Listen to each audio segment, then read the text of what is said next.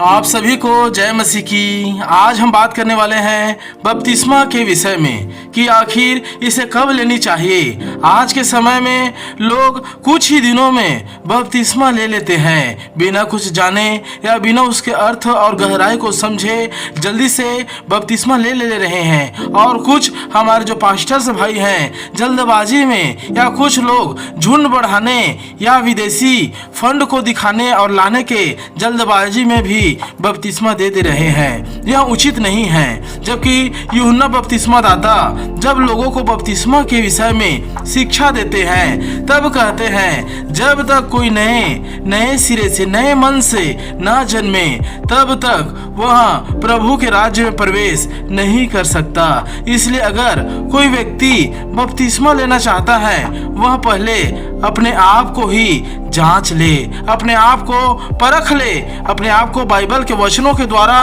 परख ले कि कहीं आपके अंदर में कोई गुप्त या अनजान पाप तो नहीं, या कहीं आप कोई ऐसे बुराई की संगत में तो नहीं जिसे आप किसी को बता नहीं पा रहे हैं। यहाँ आप जब परीक्षा करेंगे तो आपके जो विवेक हैं आपको यहाँ गवाही दे देगा कि आप उसमें परमेश्वर में कितने सही हैं या नहीं, मुझ में अब कोई भी पाप है या नहीं, या गुनाह है या नहीं, या गुनाह की आदत है या नहीं करके। इसलिए जो आप अगर बपतिस्मा लेना चाहते हैं तो पहले खुद के जीवन को परख लीजिए और अपने आप को परमेश्वर के वचन में जांच लीजिए, क्योंकि बपतिस्मा का अर्थ आपकी संसार से हटना और कटना है, अर्थात संसार के लिए मर जाना है और नए मसीह जीवन जीना है। जैसा गलातियों 2:20 में लिखा है, मैं मसीह के साथ क्रूस पर चढ़ाया गया हूँ और अब मैं जीवित न रहा पर मसीह मुझ में जीवित है, और मैं शरीर में अब जो जीवित हूँ तो केवल उस विश्वास से जीवित हूँ जो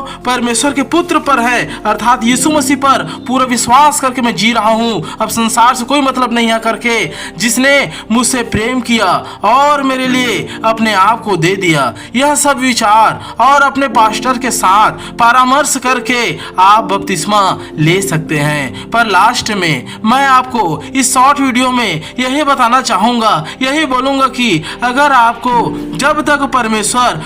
पर पूरा विश्वास न हो, पूरा भरोसा ना हो, तब तक आप बपतिस्मा ना ले। और जब तक आपको यह विश्वास हो जाए, यह पूरा एहसास हो जाए कि आप खुद के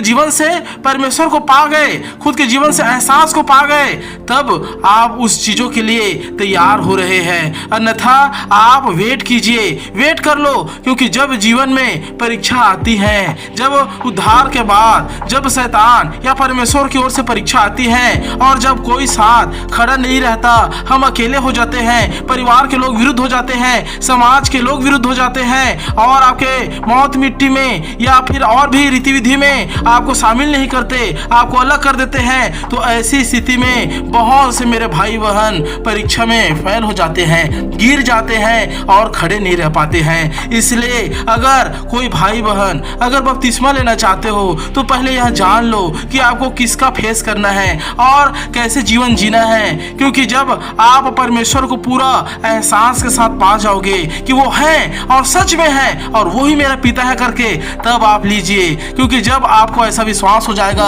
तब आप घनघोर अंधकार में भी और उसके तराइयों में भी उतरकर आप चलेंगे और हर एक परीक्षाओं के बीच से आप चलेंगे तो भी आप हानि से नहीं डरेंगे, क्योंकि आपको यह विश्वास हो जाएगा कि मेरा पिता मुझे देख रहा है और मेरे साथ है, वो मुझे बचाएगा, चाहे कोई साथ दे या ना दे, चाहे कोई मेरे तरफ खड़ा हो या ना हो, लेकिन मेरा परमेश्वर मुझे अनाथ और अकेला नहीं छोड़ेगा। एक माँ अपने बच्चों को भूल सकती है लेकिन मेरा पिता मुझे कभी ना भूलेगा करके ये विश्वास आपको हो जाएगा, तब आप परमेश्वर में बपतिस्मा लीजिए, आप धन्य रहेंगे। अगर ऐसे एहसास के साथ आप परमेश्वर के नए मनुष्यत्व को अपनाएंगे। प्रभु आप सबको तैयार करे जो बपतिस्मा लेने चाहते हैं, और आप निश्चय मजबूत होकर बपतिस्मा लें, क्योंकि परमेश्वर की दया आप पर बनेगी। आमीन।